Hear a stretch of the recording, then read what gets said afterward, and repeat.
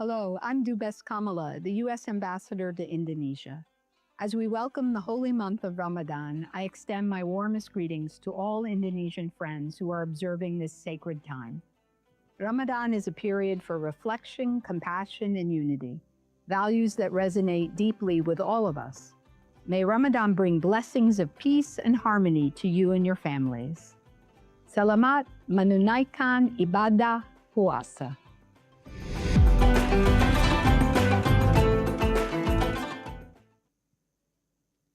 Hello, everyone. Welcome to At America, the U.S. Embassy's American Center, with me, Andrea, as your e-guide for today. Today, we will get your creative juices flowing with our event sketching party with an eye. But before we start our event for today, I have a little trivia question for you to answer. The question is, which of the following best describes the purpose of sketching in the artistic process? Is it A, to create a detailed final artwork? Is it B, to quickly capture ideas and concepts? C, to add color and texture to a composition? Or D, to frame and display a completed piece? If you think you know the answer, you can submit your answer to our social media platforms, and the first person who is able to answer correctly will be receiving a shout out later in the very end of the event. So now, without further ado, let me introduce you to our moderator for today. She is our Education USA advisor. Please welcome Caroline Darmanto. Thank you, Andrea. And hi, everyone. Welcome to one of the Education USA events today. Thank you all for coming to the site, and also to those of you who are watching from your home, or maybe you can't come to Ad America. Thank you so much for tuning in. So, a brief introduction of what Education USA is, if you have never heard of us before. There's a map behind me. So, Education USA is an advising network under the US Department of State. So, basically, we're here to help you guys who want to study in the US. So, we'll help you with everything throughout the process, from researching your options, finding out about the scholarships and financial aid for international students, completing the application form, reviewing your CV, your resume, your essay. And we can also give you the information about visa processes, and also last but not least, we'll give you a pre-departure orientation if you are accepted at a university in the U.S. and you are about to depart for your next adventure. So, how do you find the advisor, or how do you talk to the advisor? So if you take a look at the map behind me, you'll see there are a few city names: Aceh, Medan, U.S. Embassy, Jakarta, Ad America, Jakarta, Malang, Surabaya, Makassar, and Samarinda. So these are the location of all the advisors throughout Indonesia. So basically, you can make an appointment by going to calendly.com/education USA Indonesia, or by scanning the QR code on the bottom right there. So the good thing about Education USA is that you don't have to come to the center to talk to the advisors, to have a consultation with the advisor, but basically you can set a Zoom or an online appointment. So we'll be able to help you wherever you are. You don't have to come to the center. Even if you say you live in Jakarta, but you feel like, maybe you want to connect with the advisor who lives in Makassar or maybe in Samarinda, that's totally fine too. So there's no restriction. You can take a look at each of the advisor's profile, and then you can evaluate. You think which one's best to help you. Right. So, without further ado, I'm gonna call the speaker for today. Please help me welcome Professor Chi-Thien Nguyen from SCAD. Thank you, everyone. Thank you. Hi, everyone.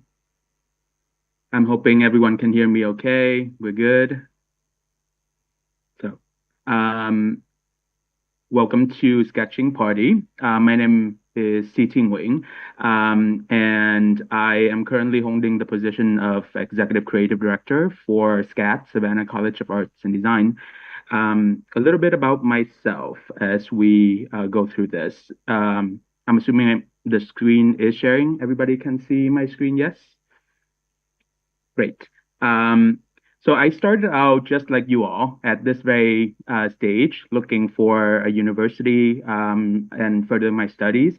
I got my master's in architecture and bachelor in architecture at a university in the USA. And then from there, I did all of my internships and work experience to be able to sit for the exam. In the United States, to practice as an architect or as an interior designer, you do need a license to do so. And that's why there's very rigorous sort of testing and standardized testing to be able to get you to become a licensed designer and architect. So that's that whole process. But in that time, when you're getting to be able to achieve the licensure, that's when you're gaining very valuable professional experience. So right after finishing up college and graduate schools, I ended up having a chance to work at all of these different design firms first in Buenos Aires in Argentina, then in Providence, Rhode Island, Dean Leonardo International. I ended up at Elkes Manfredi Architects in Boston, Massachusetts, before starting my own firm in Savannah, Georgia, named Studio Though.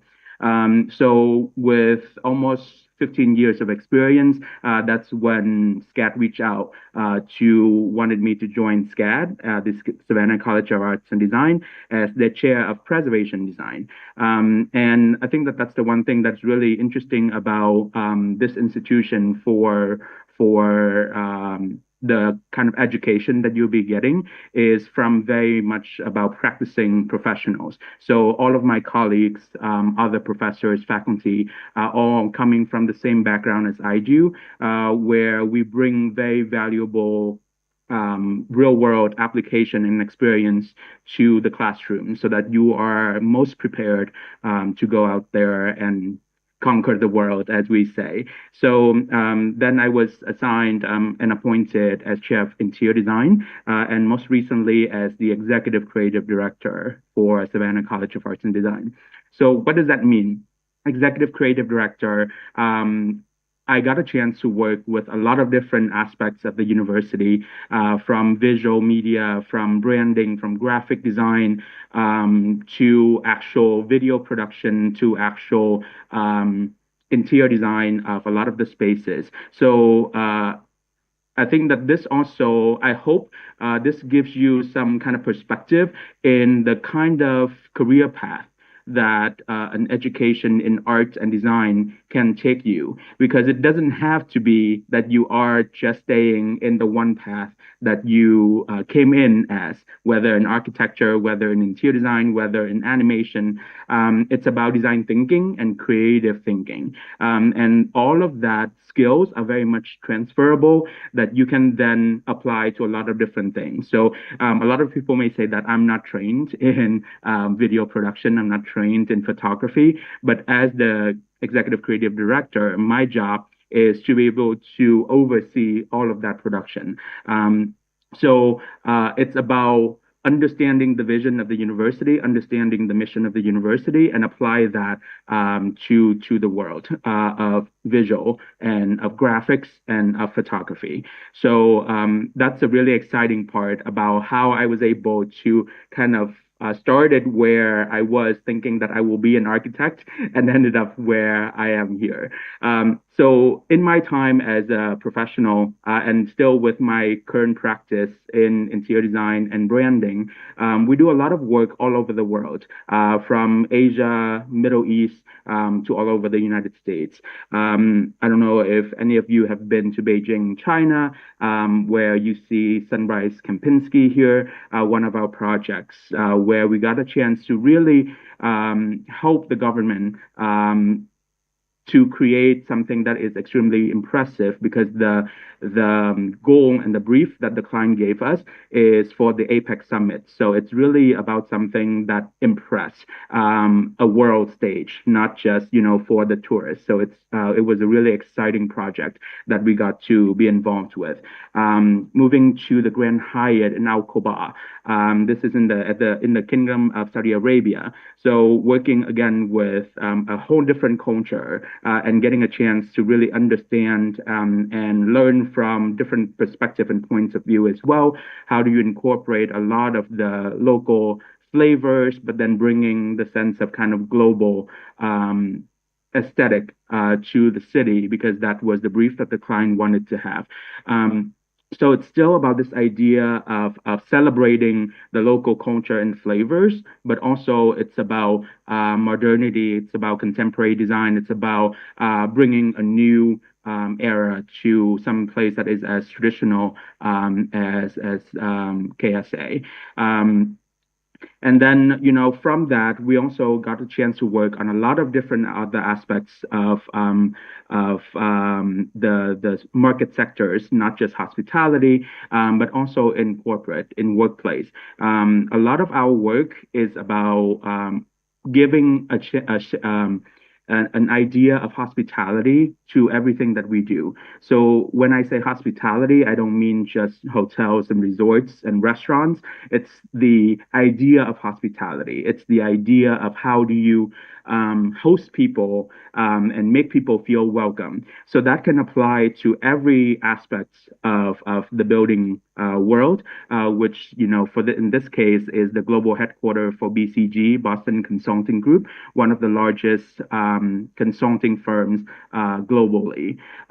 So we got a chance to work with them and an architect to design the building itself as well as the interiors. It's really about how do you impress the next generation of workers, because this is in Boston, Massachusetts, where there were a big concentration of talents that are coming out of the different universities. So this particular all of these different companies are really recruiting from there. So they wanted to make sure that their global headquarters really is something that the new recruits and the new candidates coming in will be impressed and it will be memorable. So for us, it's really about understanding what is the brand, what is the DNA of each of our clients, what is their mission, and how is their space showcasing that.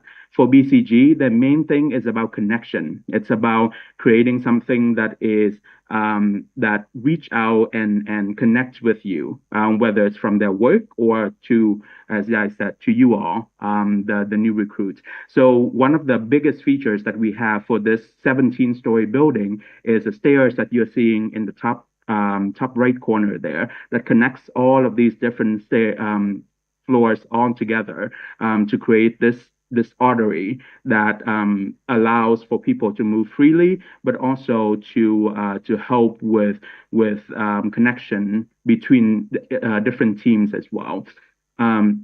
Then I also got a chance to work on a lot of great historical structures. For example, here in Pittsburgh, Pennsylvania, a national landmark that is a Gothic revival.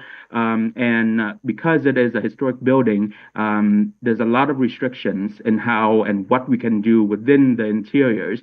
So this is a chance for us to really think about how we can be really exciting and bold and adding colors into something that is extremely stark, beautiful, but very stark, very, very white, and not quite inviting for people to spend time in. So that was the challenge for us here as well. One of the fun facts for this particular project is that we have a 10-story atrium that you're seeing in the center there with a Tiffany glass dome at the top of the building that a lot of people didn't know exist before we came in to help revitalize the building, because a lot of people just, everybody nowadays when they walk around, their heads are on their phones, right? So nobody is actually standing around to look up. So the goal for us is to create something that will help people linger, that make people question and start conversations. So one of the big aspects that we brought into this project is this carpet, that hand-tufted wool carpet that was woven actually in our part of the world here from Thailand, to to really create a one-to-one replica of the dome down to the floor. And that gives a sense of a scale for people to understand how extremely impressive the scale of this dome is above them, and also to allow them for some softness. It absorbs sounds, a lot of things that are the logistical reasons why we do these as well. But I think the most rewarding part of my career has been to be at Savannah College of Arts and Design at SCAD. And, you know, I got a call from them coming down to be the chair of preservation because of some of these projects that you've seen before, and bringing that experience into the classroom. But what I didn't realize is how great that feeling is to work with young creatives like you all, that are starting to look for the next part of your career and your journey, and especially your creative journey. Because for us, as educators, when we speak with you all, and when we help you all understand what your vision is and what your voice is, that's the really rewarding part, to see how you come in, and how you graduate, having such strong understanding of who you are as an artist, and what your creative voice is. And I think that that's really our main job, is to help you find that voice. And that to me has been the most rewarding part of the job. So that's enough about me. And feel free, again, at any point during this conversation, if you have any questions, drop it in the chat, or interrupt me, ask the question. Happy to answer any of the questions. But we do have 15 minutes at the end for any Q&A that you may have. So the workshop today, sketching Parti, and it's Parti with an I, not party, like, you know, our kind of fun party. I wonder if anybody here knows what Parti is with an I. Anybody has any thought? I don't know if there's a chance for an answer, but drop it in the chat if you want. But let me give you a few kind of quick examples. If we're in Jakarta and I put this image up, what do we think? What do we think of immediately? It will be the national monuments, right? One of the most iconic structure. So if we move a little further into our Southeast Asia, and I put up this icon, what do we think this is?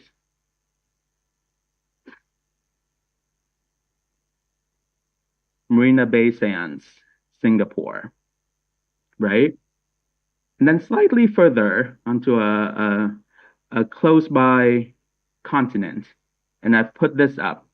What do we think this is?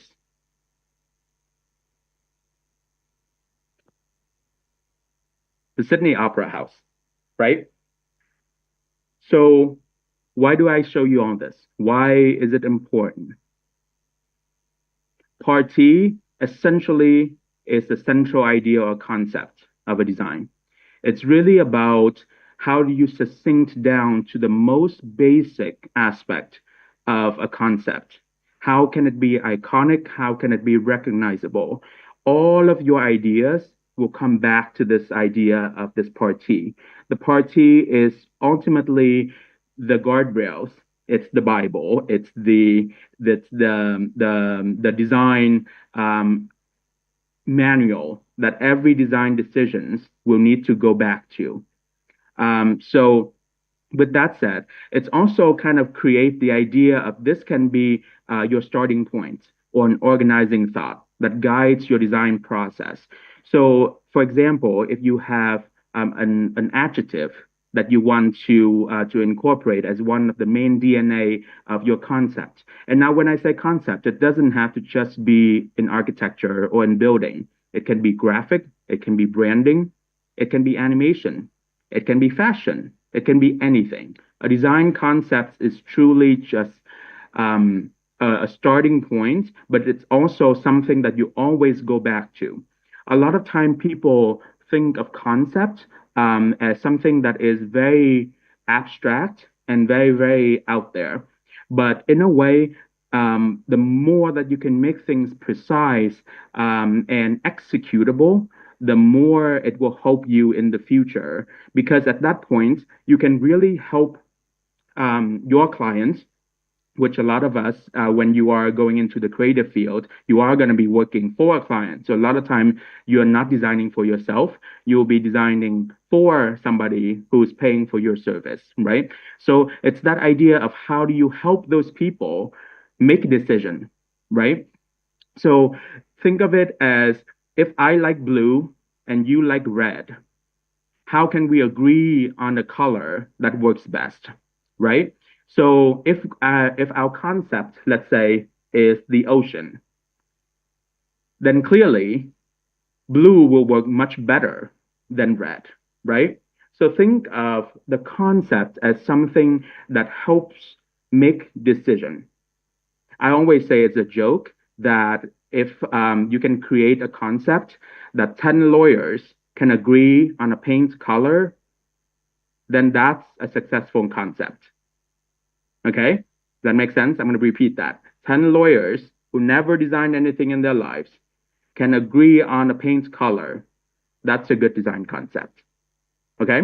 So think of it that way. Design concept is a way for you to create guardrails to help make decision so that down the line, whether you're choosing typography for your graphic design, or whether you choose a color, or you're choosing a fabric for your fashion design, or choosing sort of an animation style for your short film, all of that is going back to this parti or this concept, right?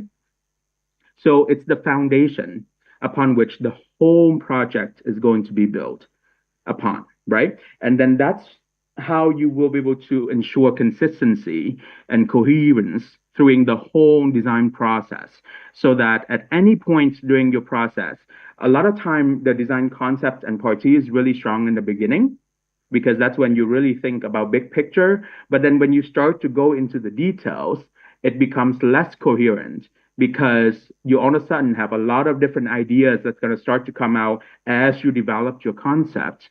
But then having this really strong foundation in the beginning will help you make those ancillary decisions and details down the line. Does that make sense? Feel free to interrupt if there's any question, or drop it in the chat. I will keep that in mind as well. So I want to emphasize again that this, even though my background is in the building arts, a lot of the things that we're going to be looking at today and in the demonstration as well will be geared slightly towards the building arts and industrial. But think of the parti and think of this idea of how do you create iconography as something that is transferable to any design concept. It's something to help you communicate visually and verbally what is the main DNA of the project.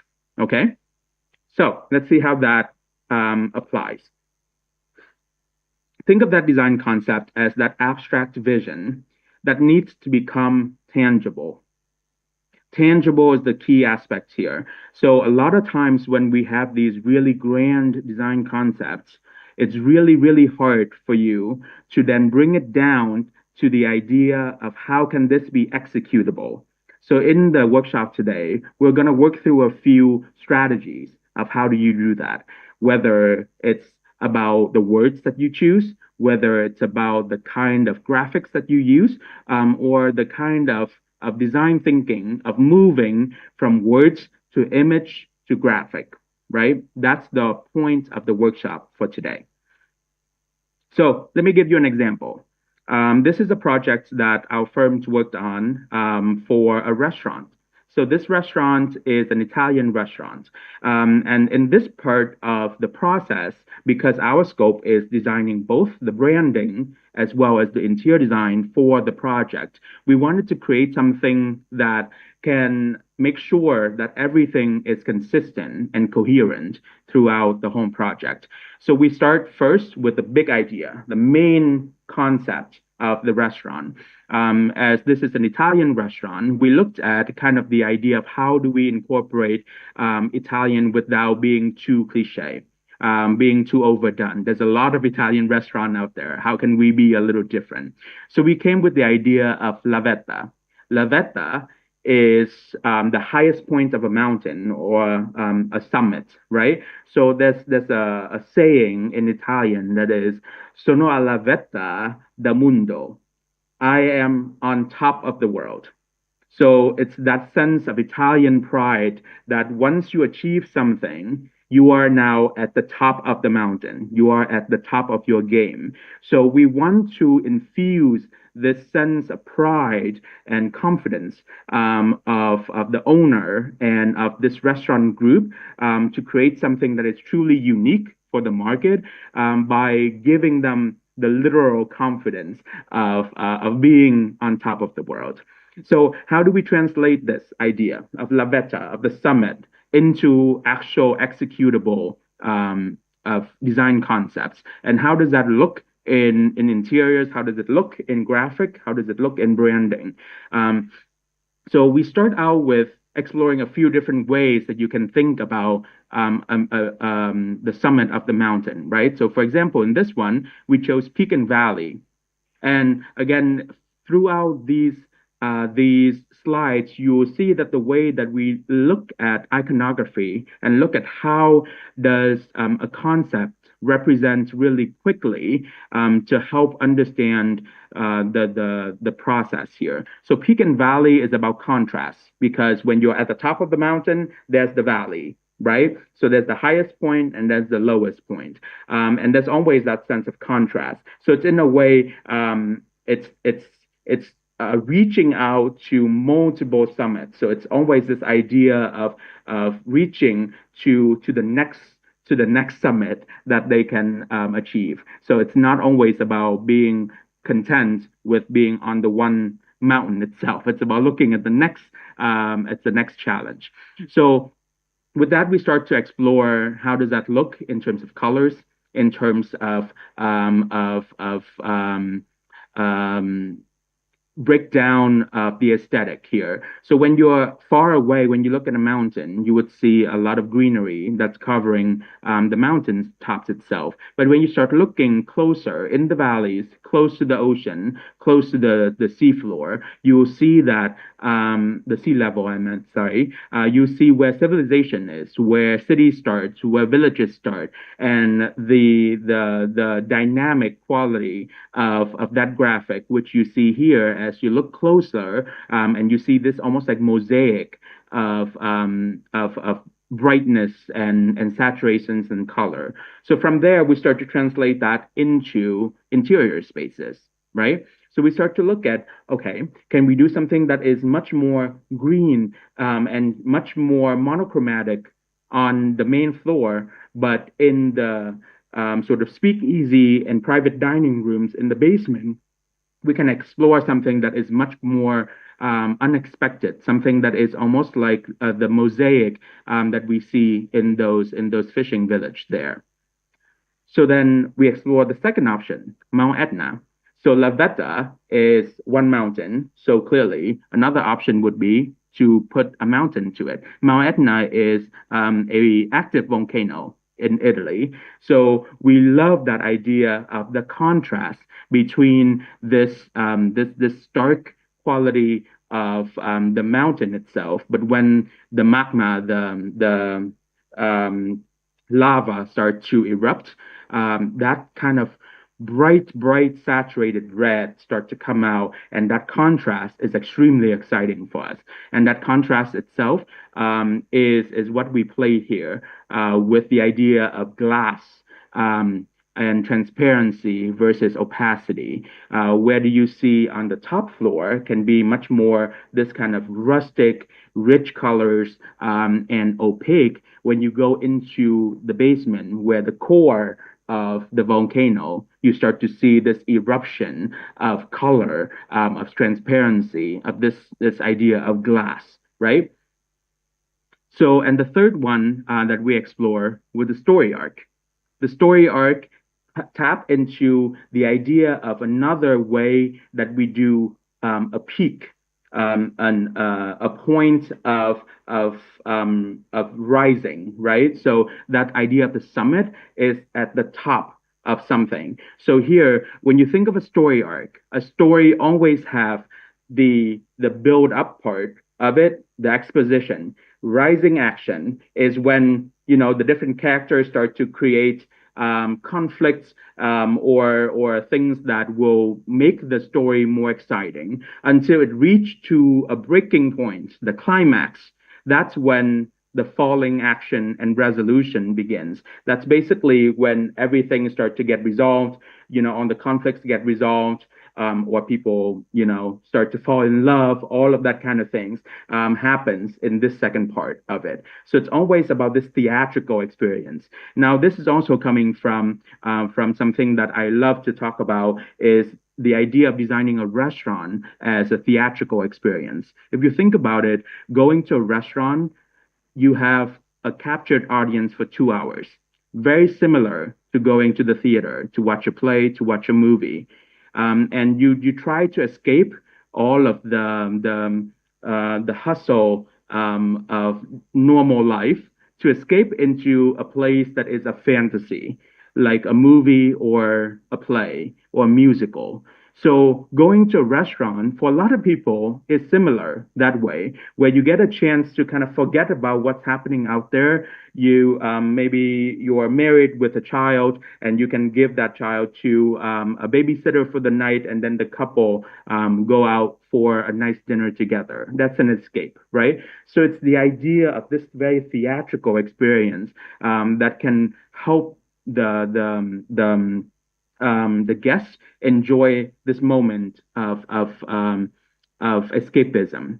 So we start to look at inspiration from stage set, from contemporary Italian operas, of how do you create something that is extremely minimal but so enticing that your minds will fill in the rest, right? I think that's the beauty of production design, is that you don't have to paint the full picture, but you can give enough of clues for people and the audience to fill in the rest.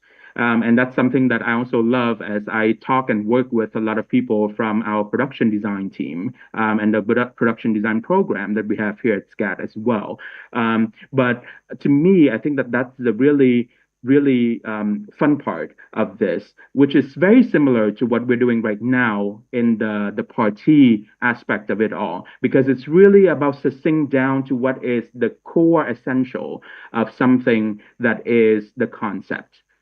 So in this particular concept for the story arc, we went with an extremely minimal approach, but something that is very, very bright and saturated in color. So as a whole, when you see the three concepts together, you clearly see the different aspects of ways that we can look at the same concept and the same idea in three different ways. It's iteration. It's about how do you start to explore different options in very, very simple form, and how do you graphically communicate that, right? So let's party. I want to show you a few examples of what we're trying to achieve today, so that you can kind of have an idea of what does all of this mean. Like, I've talked a lot for a long time, but what does all of that means, right? So for example, when you start a design concept, whether it's for your fashion collection, it's for your design for branding, for graphics, for a book that you're writing, for a building, or for a space that you're designing in the building arts, or for a piece of furniture, or even a car in industrial design that you're designing. How do you start? Where do you start? I think that's what stops people a lot of time. How do you start? I think the first thing that you want to start is to write down with words. You start always with kind of thinking about the adjectives. What are the characteristic of this design, of this end product that you want the audience to receive, right? Whether it's about connection, is there a focal point, or anything like that. That's how you start. You identify these key concept words that is describing what the end result that you want to have, right?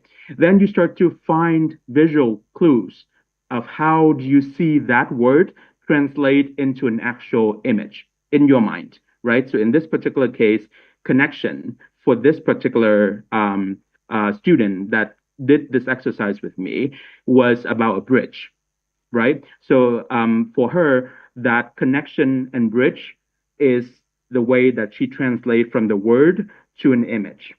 And then the next step would be to go into how do you start to create that iconography, that kind of parti diagrams that describe that idea of how do you pull people in. For her, connection, the perspective, the bridge, that's what draws her in. It's about bringing people closer to you, so drawing people in, right?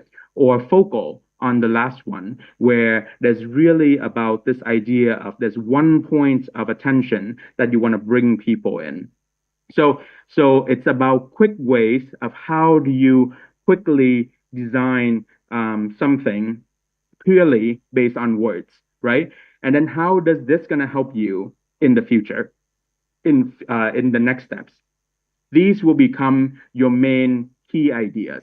So whether you're developing this into a car, a movie, whatever that is, having these images and these diagrams right in front of you as you go through your process constantly will remind you to go back to this idea of asking the question, did my design connect people? Did it pull me into the space? Did it pull me into whatever results that I'm trying to build here? Does it create a focal? Does it give people somewhere to focus their attention to, for example, right? Think of those things. For this other one, the idea of surreal, refuge, and contrast. So there's no set answers here that you see, meaning that that same image of the bridge can mean connect for one student, but can be surreal for this person because what they see in this particular image is the idea of something that is mixing of different perspective because it's slightly confusing of an image. So for them, that means surrealism. So again, there's no right or wrong answer. There's also, you can see a completely different style of sketching for diagram here. So it doesn't have to have one way to do anything. It's about how do you quickly put words and put concepts from your brain down onto paper, okay? And that will be helping you communicate with your jurors, with your clients, with whoever that is approving or giving feedback to your designs. One last example, energetic, diffusion, balance. These are words that are key to the concept for this particular student. So these images represent that to them. So then they start to look at this in a way that how does that translate into simple line drawings? So a diagram or a Parti diagram here is a very succinct way for you to communicate and translate a very complex image that may be in your head, something very abstract perhaps, to something very clear that can be translated into a pattern, can be translated into a font, it can be translated into a shape, it can be translated into a fabrics, to a lot of different things, right? So when I see these diagrams at the bottom here, it's a world of opportunity. It's something that you can bring from industrial design to graphic design to film and television to production design to interior design. A lot of different ways that you can translate these Parti and these concepts into the way that that you can execute that particular concept. Okay, so remember, you start with words, key DNA of your concept. Think of what describes the end result. Then have a visual image of what you're thinking about. That can be in your brain. It can also be something like this, where we ask the students to put it on paper so that they can see it. And then you start to translate those very abstract imagery into simple line drawings that can then help you communicate that design and that concept clearly to another person. Okay? Everybody follows? Cool. All right. So remember, a parti, central idea and concept of a design, the starting point and organizing thought, and then the foundation. It's whatever that is that we are trying to create. Okay?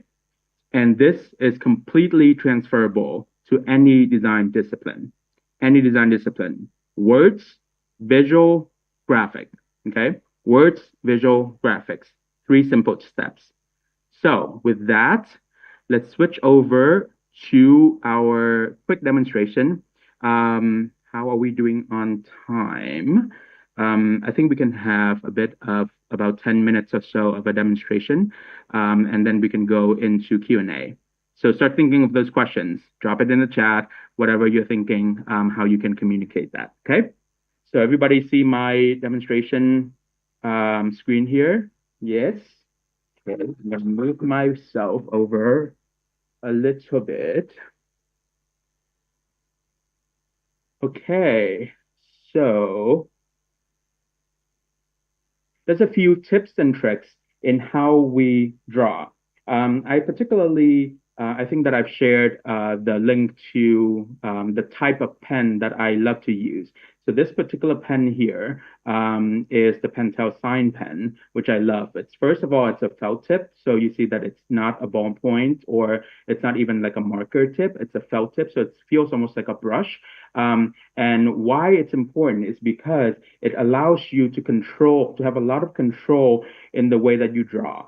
So meaning that if you hold the pen kind of slightly like flat like this, try to see, like flat to the paper like this, you're basically using the entire tip of the pen, versus if you're holding the pen kind of straight on like this, so you're only using the very, very fine tip at the very end of the pen, right? So you can create a lot of different type of strokes with your pen just using this one pen. That's why I really love this pen. So for example, if I use the pen on its entire side, I can do a much thicker line versus something that if I'm using just the top of the line, I can be something very thin of a line, okay? The other thing, actually, let me try to get slightly lower. Step 4. Now it's done out of its socket.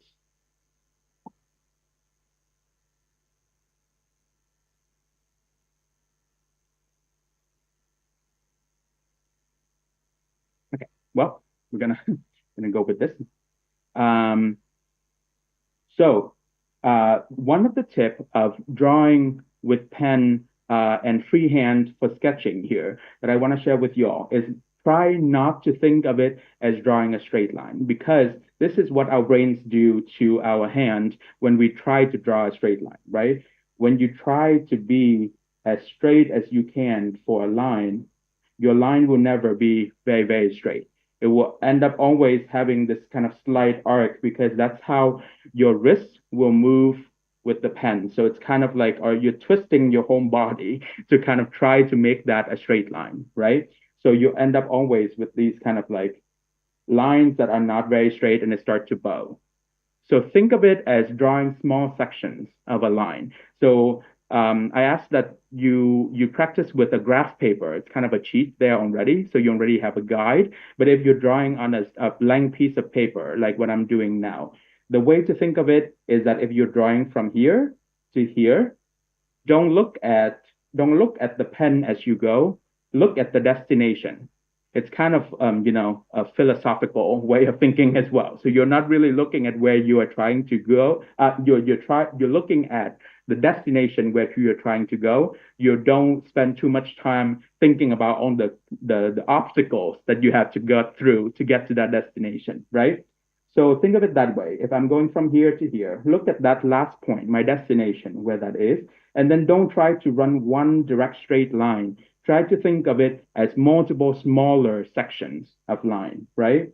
So if I'm doing a small section, break, do another section, and you keep doing that until you reach your destination. Now, all of a sudden, your line gets much straighter and it doesn't have this weird bow where you're trying to make a straight line, right? So same thing for when you're doing a slightly lighter line as well. Try to think of small sections when you're drawing, not one straight line across, okay?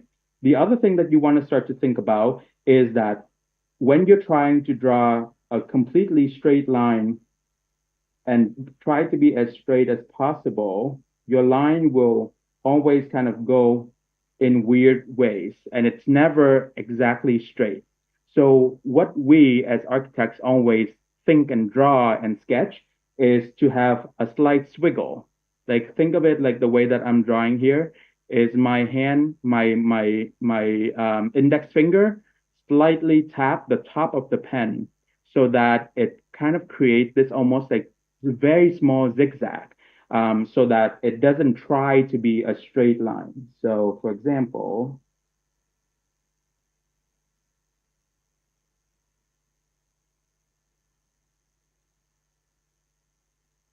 so if you can see like the way that the line is a very kind of shaky line. So it's not really trying to be a straight line like up here when it all of a sudden becomes this really weird line towards the end. You're trying to just be small and shaky, okay? So you can do that same way for a thinner line as well. Shaky lines and small sections. Shaky lines and small sections. That's kind of how you always draw for us in architecture, okay? The other way that you can think about as well is the way that we're drawing and the convention of how you're creating three-dimensional objects. For example, when you're drawing a cube in 3 dimensions, you start out with potentially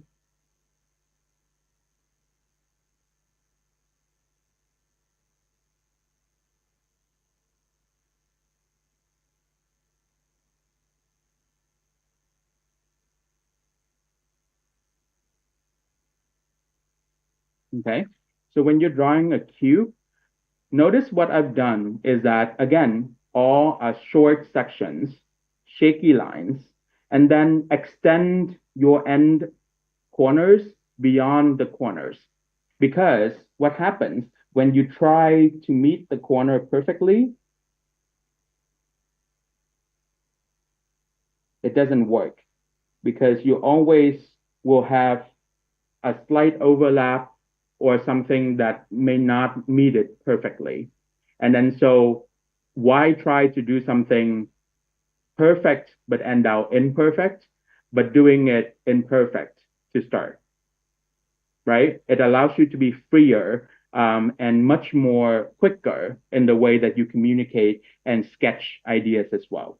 Now, the convention for doing a 3-dimensional sketch like this is think of it that wherever the edge that is touching air, not touching another plane, that's when you're gonna go into a darker line weight, okay? So for example, this top line here, you can go back and get a bit of dark here, dark here, dark here, because that's also touching line, touching air, and dark here. Why am I not doing these lines? Because this is this plane touching this plane, right? Then there's this plane touching this plane. And then this plane is touching the ground. So that's why you only thicken the lines that are basically the outline of it all. Okay? So these are just some quick tips of how you use the pen and how to create these ideas um,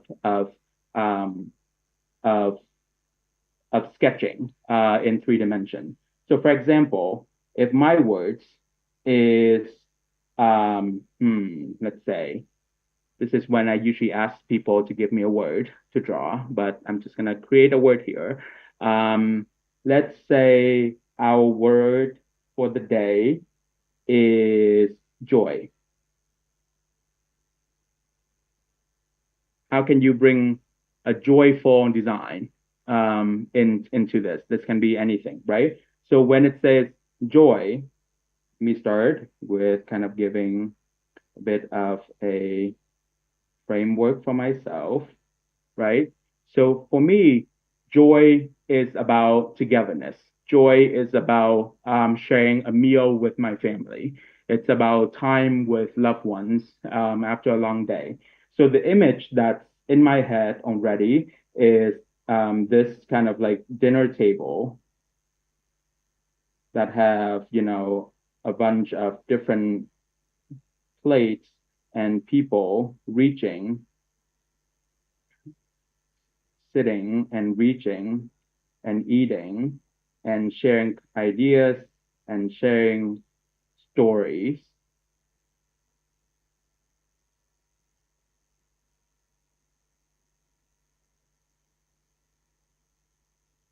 And the main part of why this is the really interesting thing for me is what the part that brings joy the most is these hands reaching out and reaching towards the center, right? So again, a quick way to think about a visual. So this is not the party. This is the image that you have, right? So from here, how can you translate this little visual, like literal image here into a party diagram?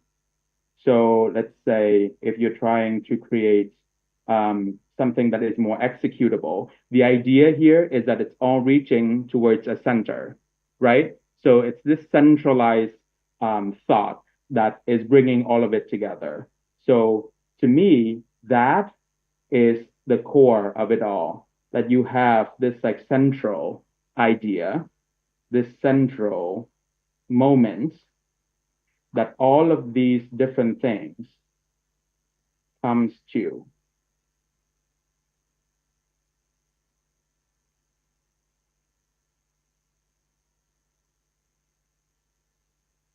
Okay? So within each of them, I think that this is the other thing, is that joy to me is not about uniformity. Joy is about this idea of breaking bread and bringing people together, that each of them is a little different. They each have their own plate, they each have their own stories to bring in. So how does that translate? Maybe each of these is a different pattern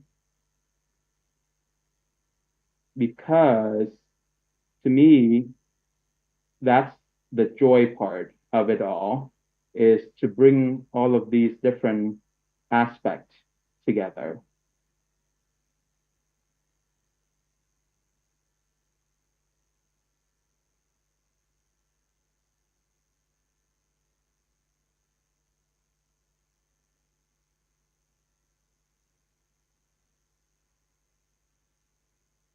So this is just very rough as a demonstration and a quick way to think about it.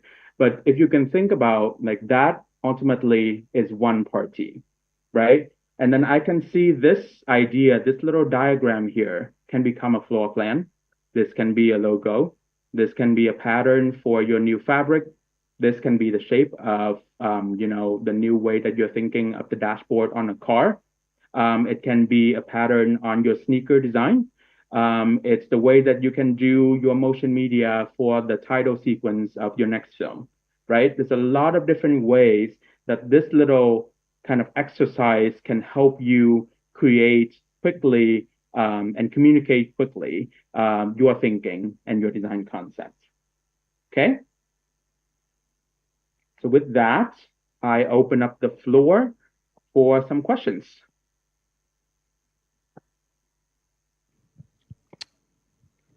Right. Okay. Anyone who comes to the site, does anyone here have any question for the professor?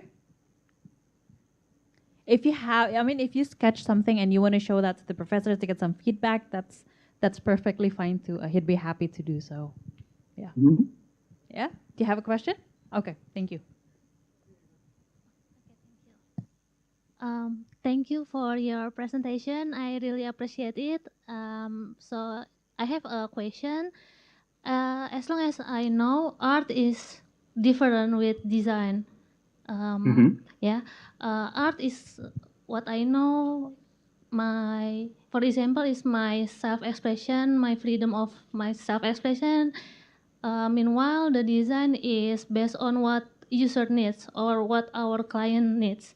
So in this matter, when we create the party, how we balance in the context of architectural design or fashion design, what I want to ask is that how we balance the artistic expression as an art with the design concept to make it both visually appealing and both what user needs to meet those aspects really perfectly. Thank you.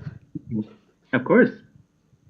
Great question. Thank you. So it's really about balancing kind of art for art's sake and the practicality of the design in a way, right? So it's the age-old question of forms and function, right?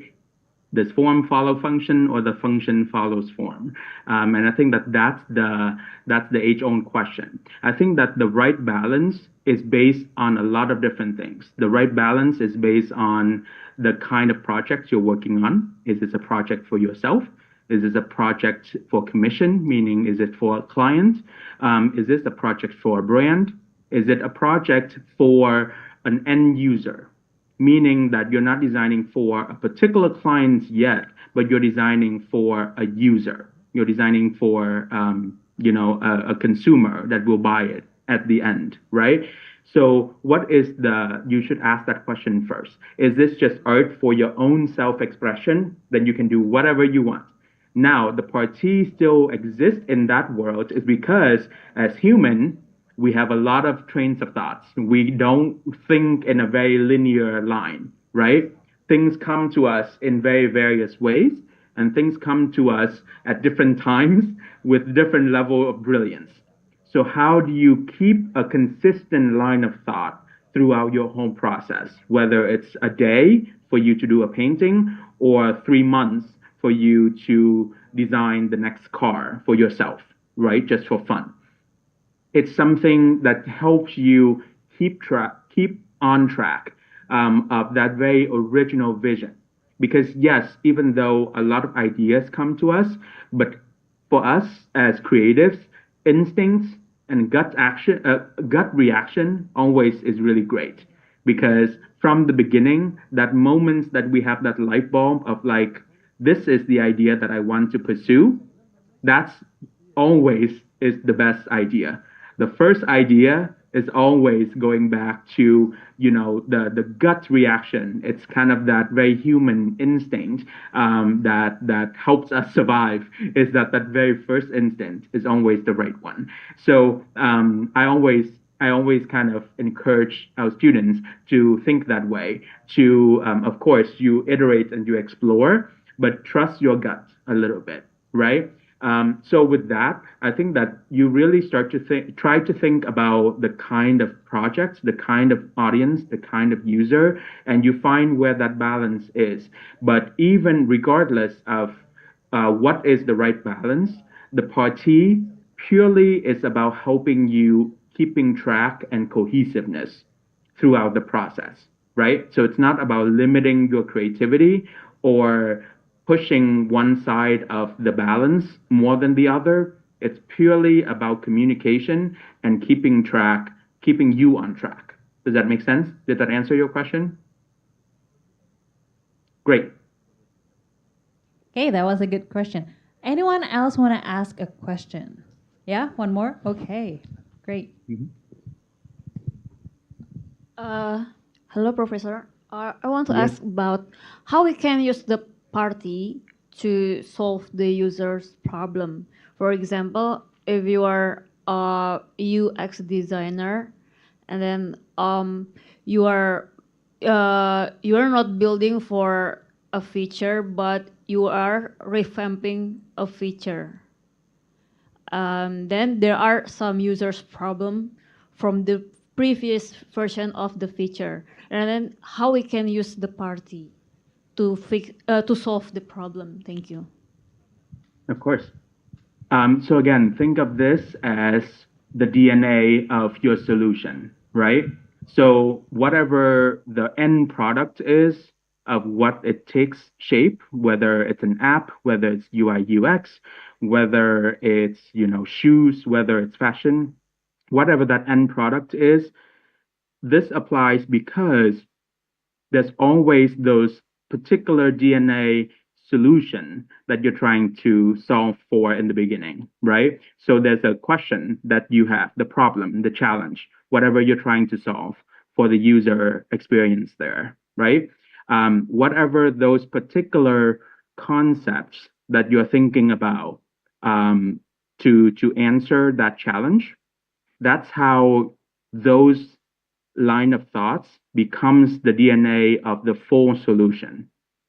So those words to visuals to this quick idea of concept here can apply to anything, and especially for your question to UI UX. You can think of this as the way that your interface can roll out. For example, I'm just saying, for example, right? It can be the way that even thinking about one particular aspect within the interface itself. So not just the full interface, but maybe a small portion of how you click on something. Is there something that, the stars that shows up or whatever that is? Those are the idea of how you can keep that kind of DNA and thought throughout the whole thing so that it doesn't end up being too many ideas. You understand what I'm trying to say? Because as you develop your solutions, there's going to be little things that start to pop up. Oh, I need to solve for this. So I'm going to, create a solution here. Oh, I need to solve for this other thing. So I'm going to do a solution here.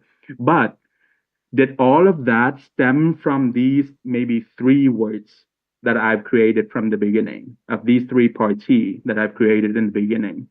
If that fits into that family, great. If it's not, then that's a new idea. And maybe it's going to dilute my solution. It's going to make it not cohesive anymore.